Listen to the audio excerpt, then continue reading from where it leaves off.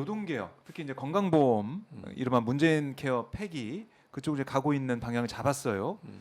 이건 어떻게 보실 수가 있을까요? 그러니까 저는 이게 문재인 대통령의 업적들이나 실적들을 지우려는 의도라고 봐요. 두 번째, 지운다. 그리고 잘 보세요. 첫째, 어제 그 윤석열 대통령의 장모 되시는 분 최종 무죄 됐습니다. 네. 그때 판결의 내용을 보면 검사가 제대로 대응 못했다는 부분이 있어요. 아니 1심에서 유죄가 나왔고 2심에서 무죄 나오고 이제 대법원에서 무죄가 나왔는데 그분이 물론 뭐 대법원에서 이렇게 나왔는데 검사가 제대로 대응 안 한 부분은 비판받아 마땅하다고 저는 생각해요. 왜 검사가 제대로 대응을 안 합니까? 검사의 임무는 뭐예요? 죄가 있다는 걸 증명해내야 되는 거잖아요. 기소했으니까. 그런데 그 부분이 그러니까 판결의 내용들 기사 나온 것만 보면 부정이 있다 하더라도 검사가 제대로 증명을 못하면 그건 무죄다. 이런 논리예요. 그럼 검사가 제대로 일 안 했다는 거잖아요. 그 논리만 유죄가 보면. 의심되나? 그러니까요. 그렇죠. 유죄가 그게 의심되나? 말이 되냐고 이게. 그럼 그 내용도 뭡니까? 그게 부정수급이에요. 그렇게 줄줄 돈이 새고 있는 거예요. 20몇 억인가를 부정수급 받은 거잖아요. 네. 정상적인 방법이 아니라 뭐 불법적인 방법이나 잘못된 방법으로 의료보험에 있는 돈 빼내 가지고 자기가 가져간 거잖아요. 그 논란이었어요. 이런 거 바로 잡으면 되는 거예요. 케어를 없애는 게 아니고 보장성을 없애지 말고 이렇게 줄줄 새고 있는 이렇게 물론 지금 뭐 대법원 판결 나왔으니까 제가 그분이 죄가 있다 없다 말을 안 하겠습니다만 이런 형태의 잘못된 행동을 통해서 의료보험에 그 돈을 빼내고 있는 못된 사람들 이 사람들 잡는 데나 열심히 하세요. 무죄 만들지 말고 그러면 돈 줄어들잖아요. 근데 아니 보장성을 없애는 게 문제가 아니에요. 그리고 보장성 줄여봐요. 누가 가장 피해를 먼저 하세요? 정말 제일 우리 사회 제일 밑바닥 있는 사람들이 피해를 봐요. 돈 있는 사람들 자기 돈 내고 가면 돼요. MRI든 CT든. 이건 뭐 안 하는 사람 이러면요 아파도 이제 안 가 병원에. 누가 가겠어요 병원에. 자기 돈 내고 가야 되는데. 아니 이게 말이 되냐고요. 그러면 정말 정의라고 본인이 표현하더라고. 정의. 그 정의가 뭡니까 대체? 어려운 사람이 치료받고 싶을 때 치료받게 하는 게 정의고요. 진짜 정의는 이렇게 부정적 방법으로 의료보험을 몰래 타내거나 아니면 뭐 사무장 병원 세워가지고 제대로 일도 안 하면서 뭐 이 환자 있는 것처럼 속이거나 뭐는 교통사고 당해 왔는데 치료도 필요 없는 걸 치료하게 했거나 네. 이런 거 잡아내서 그거 줄이면 되는 거예요 예산을. 그걸 잡을 생각은 안 하고 이게 정의지.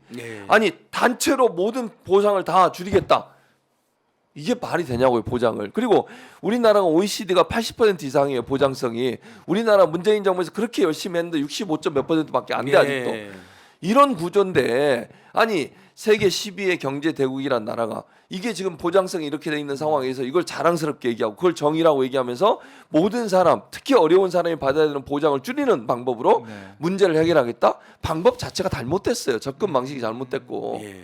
어디서 이상한 조언을 받는 것 같아요. 조정이나 뭐 지금 천공이 전방위적으로 개입하고 있다는 의혹이 확산되고 있고 김건희가 뭐 서열 1위 천공이 서열 1위 뭐 김건희가 서열 2냐 그리고 김건희가 대통령 윤석열 배우자다 뭐 이런 풍자까지 돌고 그다음에 최근에 보고한 참모진들 보면 그나마 국민의당에서 검증된 사람들은 다 쫓겨나고 뭐 전희경 씨라든 이런 극단적 정경련 재벌 앞잡이 인사들이 들어가면서 결국은 건강보험을 아예 민영화하려고 하는 포스를 까는 것 같아요. 건강에 엄청난 문제가 많다 이렇게 하고 문재인 케어를 공격하면서 나중에 우리 건강보험 보장성을 무력화시키려고 하는 거 아니냐. 근데 그 의사들 중에 강경 보수로 알려진 최대집 전 의협회장 있잖아요. 저 잠깐 사석에서 만났는데 다른 문제로 이 문재인 케어는 잘된 정책이라는 거예요. 강경 보수 뭐이 극단 보수 인사라는 평가를 받은 분이 의협하고도 상당히 진통이 있었지만 상당히 논의해서 차츰 어쨌든 없는 사람들 약자들의 보장성 강화가 맞으니까 의협도 그 총론에 찬성했고 강론적으로는 부딪혔지만 그래서 그 상고 끝에 나온 자식처럼 굉장히 좋은 정책이라고 이야기를 해요. 실제로 방향도 그쪽으로 가야 된다는 거죠. 뭐 급격히 저기 영국이나 쿠바 같은 사회주의적 그 무상의료로 간 것도 아니고 최진봉 교수가 말씀하신 겨우 이제 64% 65% 보장성이니까 나머지 35%는 아직도 본인이 부담해 그것 때문에 병원에 못 가는 분들이 많은데 저는 이 윤석열의 아주 나쁜 점이 뭐 일방적으로 독재라고 이런 것뿐만 아니라 거짓말을 너무 일삼는다는 거예요. 거짓말. 어제도 뭐 무슨 병원을 뭐 수천 번 간 사람이 있다는데 아니 어떻게 수천 번 간 사람이 어떻게 있을 수가 있습니까? 하루에 몇 자주 번씩 가는 가야 사람이 있겠죠. 근데 그러면 그 사람이 수천 번 갔다는 것은 그런 내도 없겠지만 만약에 있다 하더라도 본인 부담금도 본인이 내는데 본인 부담금 예를 들면 35% 정도 내는데 그렇게 다니는 사람이 있을 건데 어디서 그런 있다 하더라도 한두 명이겠죠. 그게 마치 그래서 마치 그게 근데 문재인 케어하고 또 무슨 상관이 있습니까? 그건 문재인 케어가 아니라 일부 정말 의료 쇼핑을 하는 즐기는 분들이 있다면 그거 대책을 세워주면 되는 거죠. 최병준 교수님처럼 부정수급. 그다음에 김건희, 윤석열 70억 안팎인자들이 재산이 보험료 7만 원. 저도 지금 30만 원 내고 있어요. 건강보험료를. 네. 저보다 훨씬 몇십 배 부자인 자들이 어떻게 이럴 수가? 왜 이런 반성을 안 합니까? 왜 이것부터 고친다는 말을 안 합니까? 그러니까 단 하나도 설득력이 없고 입만 열면 거짓말이고 입만 열면 반말이고. 네. 저는 거짓말과 반말이 예, 저는 나오고 있다. 예. 네. 바이든을 날리면으로 조작할 때부터 음. 앞으로 남은 것은 사건 조작, 네. 증거 조작, 거짓말밖에 없다고 저는 확신하고 있습니다. 그래요. 제가 하나만 더 말씀드리면요. 메디게이트 뉴스라고 하는 이게 보도된 거요. 그렇죠. 아, 의료 전문지 전문지. 의사들이 보는 거. 네, 거기에 뭐라고 기사가 난 줄 아세요? 정강보험 2조 8천억 원 흑자, 예. 누적 적립금 20조 2천억 원이에요. 어. 그러니까 이게 코로나 이후에요. 그 병원을 많이 안 가셨대요. 그렇죠. 그리고 이제 그 막 소독을 잘하니까 그렇죠. 감기나 이런 데 안 걸린 거야. 맞아요. 그래서 치료가 적어져 가지고 의료보 건강보험이 2조 8천억 원 흑자 났어요, 작년에. 그러니까 작년 기준으로 2조 8천억 원이 흑자고 네. 누적 적립금만 지금 건강보험이 20조 2천억을 갖고 있어. 음. 그러면 뭐 윤석열 대통령이 얘기한 것처럼 지금 적자다 이렇게 얘기하면 안 돼요. 지금은 적자가 아니에요. 맞습니다. 지금 이 기준으로 네. 보면 대신 뭐 이렇게 얘기할 수 있겠지. 미래에 우리가 더 많이 쓸 수 앞으로. 있겠다. 아니 그거를 지금 보장한 것 때문에 미래에 영향을 미친다는 아니잖아. 이미 2년 3년 전에 시작해서 보장을 받아왔고 네. 시행했는데 흑자가 났어. 근데 왜 이걸 적자라고 얘기하는 거예요, 대체? 무슨 의도로? 이해가 안 돼요. 진짜 나쁜 게 본인들이 어르신들 보수 정당으로서 노인들 존경 앞장선다는 거 문재인 기 핵심 중에 하나가 그 조치로 치러진 게 뭐 MRCT도 이야기하지만 원래 이제 비급여 분야가 급여화된 건데 예를 들면 대표적으로 65세 이상 어르신들 얼마나 이가 안 좋습니까 한국 사회에. 그동안 뭐 집같이 임플란트. 무서워서도 안 가고 돈 때문에 안 가고 그랬잖아. 우리 부모님도 그렇고. 비싸죠. 그래서 65세 이상 어르신들 임플란트 2개까지 건보가 적용돼요. 안 하면 네. 150만 원 안팎이 드는 거예요. 근데 이제 거의 자기 부담금 뭐 조금 내면 임플란트 어르신 너무 좋아하고요. 맞아요. 올해 댓글 보면 다 아유 65세까지 어떻게 기다려. 우리는 50대 5060 때문에 이가 다 망가져 있는데 임플란트 해야 되는데 제발 그 연령 낮춰달라. 그러니까 낮춰달라. 문재인 케어는 이런 겁니다. 국민에 꼭 필요한 보장성을 강화하고 네. 아파도 돈이 없어갖고 아예 그냥 내가 죽어버리지 내가 아파버리지 이런 부모님들 우리 평생을 네. 고생하셔 자식들 위해서 사회를 위해서 했어. 이게 문재인 케어 핵심인데 마치 문재인 케어가 무슨 악마의 정책인 것처럼 가서 윤석열은 최대집 전 회장 만나고 오세요. 강경 보수 의사협회장을 만나가지고 좀 공부하고 네. 오세요. 뭐 공부 하나도 안 하는 거예요. 네. 그러니까 이게 보험에 대해서 아마 이 민심이 좀 반응할 것 같아요. 제가 봤을 때는. 그리고 노동 문제도 이게 거기 교수들이 12명 모여가지고 낸 그 권고안 그대로 이제 가겠다는 거 아니겠습니까? 미래노동시장 연구회 소속 전문가들의 그 안에 대해서 노동장관도 권고안 흔들림 없이 추진하겠다 이렇게 얘기를 했는데 이게 이제 몰아서 일을 하겠다는 거 아니겠습니까? 그래서 매일 일주일 내내 일하면 80.5시간을 일해야 돼요.